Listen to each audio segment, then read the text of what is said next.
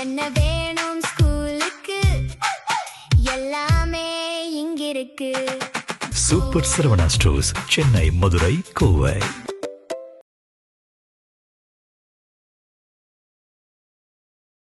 தமிழகத்தின் தற்போதைய நிதிநிலை எப்படி உள்ளது என்பது குறித்து இன்னும் 2 வாரங்கள்ல அரசு சார்பில் அதிகாரப்பூர்வமான வெள்ளை அறிக்கை வெளியிடப்படும் என நிதியமைச்சர் மரிய வில்சன் அதிரடியாக அறிவிச்சிருக்கிறார்.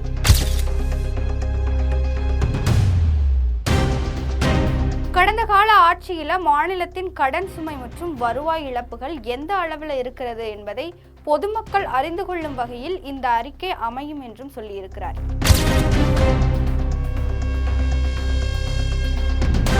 விரைவில் தமிழக சட்டமன்றத்தில் பட்ஜெட் தாக்கல் செய்யப்படும் என்றும் தெரிவிச்சிருக்கிறார்.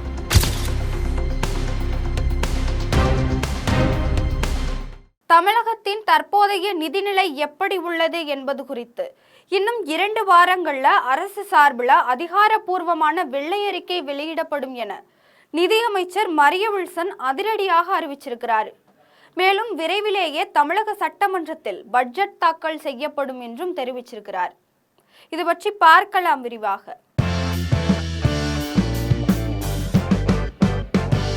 தமிழகத்தில் ஆட்சி மாற்றம் ஏற்பட்டு புதிய அமைச்சரவை பொறுப்பேற்றுக் கொண்டதை தொடர்ந்து நிதியமைச்சரின் இந்த அறிவிப்பு அரசியல் மற்றும் பொருளாதார வட்டாரங்களில் பெரும் எதிர்பார்ப்பை ஏற்படுத்தி இருக்கிறது. நடந்து முடிந்த 2026 சட்டப்பேரவை தேர்தலில் தமிழக வெற்றி கழகம் மற்றும் கூட்டணி கட்சிகள் இணைந்து புதிய ஆட்சியை அமைச்சாங்க.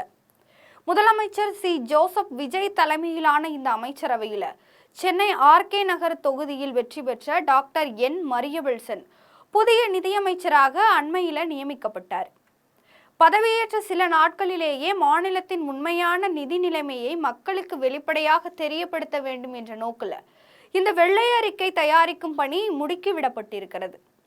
இன்னும் 2 வாரங்கள்ல வெள்ளை அறிக்கை செய்தியாளர்கள் சந்திப்பில் நிதியமைச்சர் மரிய வில்சன் பேசுகையில், கடந்த கால ஆட்சியில மாநிலத்தின் கடன் சுமை மற்றும் வருவாய் இழப்புகள் எந்த அளவில் இருக்கிறது என்பதை பொதுமக்கள் அறிந்து கொள்ளும் வகையில் இந்த அறிக்கை அமையும் என்றும் சொல்லியிருக்கிறார்.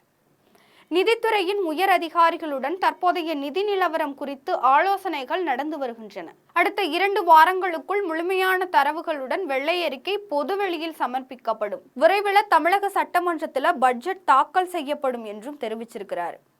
அடுத்த கட்ட திட்டங்கள் வெள்ளை அறிக்கையின் முடிவுகளை அடிப்படையாக கொண்டே புதிய அரசின் தேர்தல் வாக்குறுதிகளை நிறைவேற்றுவதற்கான நிதி ஆதாரங்கள் மற்றும் புதிய பொருளாதார உக்திகள் வகுக்கப்படும்னு சொல்லியிருக்கிறார். ஒரு மாநிலத்தின் உண்மையான வருவாய், கடன் வரம்பு மற்றும் செலவினங்களை மக்களுக்கு துல்லியமாக தெரிவிக்கும் ஆவணமே வெள்ளை அறிக்கை ஆகும்.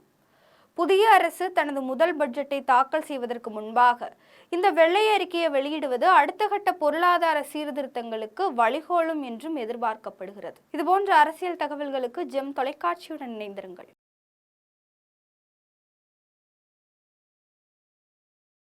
என்ன வேணும் ஸ்கூலுக்கு எல்லாமே இங்கிருக்கு. Super Saravana stores, Chennai, Madurai, Kovai.